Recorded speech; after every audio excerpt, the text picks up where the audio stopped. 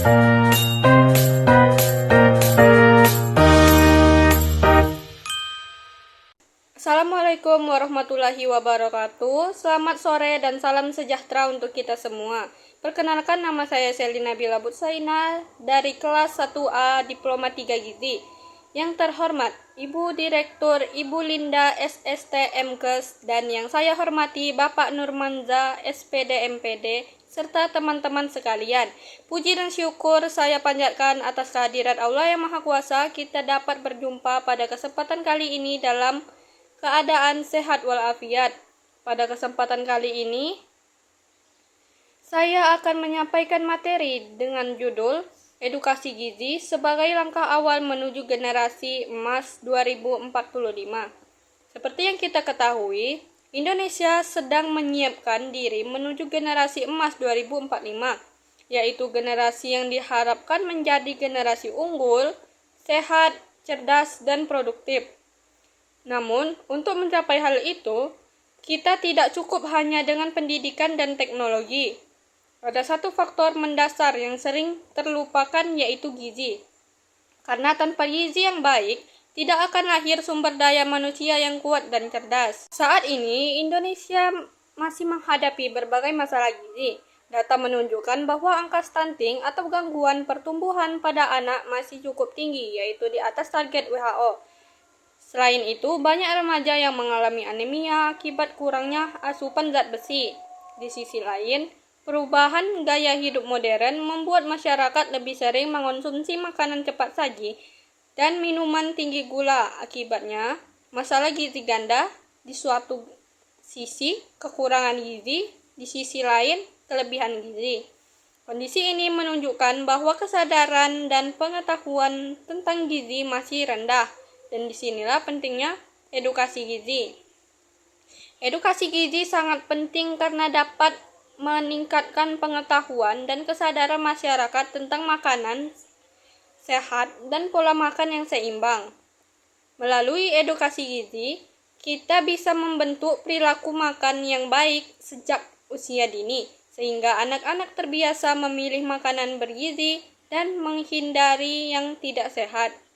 Edukasi gizi juga mencegah berbagai penyakit tidak menular seperti diabetes, obesitas, dan hipertensi. Dengan kata lain, edukasi gizi adalah investasi jangka panjang untuk membangun kualitas manusia sehat Indonesia. Lalu, bagaimana bentuk edukasi gizi yang bisa kita lakukan? Yang pertama, edukasi di sekolah. Anak-anak perlu dikenalkan pada konsep isi piringku, kantin sehat, dan pentingnya sarapan setiap hari.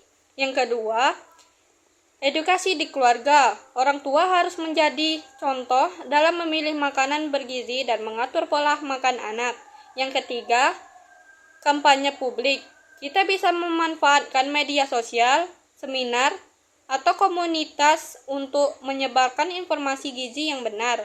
Dan yang terakhir, kolaborasi lintas sektor antara tenaga gizi, guru, pemerintah, dan masyarakat, karena perubahan besar tidak bisa dilakukan sendirian. Dalam pelaksanaan edukasi, semua pihak memiliki peran penting. Tenaga gizi berperan memberikan informasi ilmiah dan konseling pada masyarakat. Guru menanamkan nilai hidup sehat di lingkungan sekolah. Keluarga menjadi teladan utama dalam keseharian, dan pemerintah bertugas menciptakan kebijakan yang mendukung seperti program isi piringku dan bulan penimbangan balita.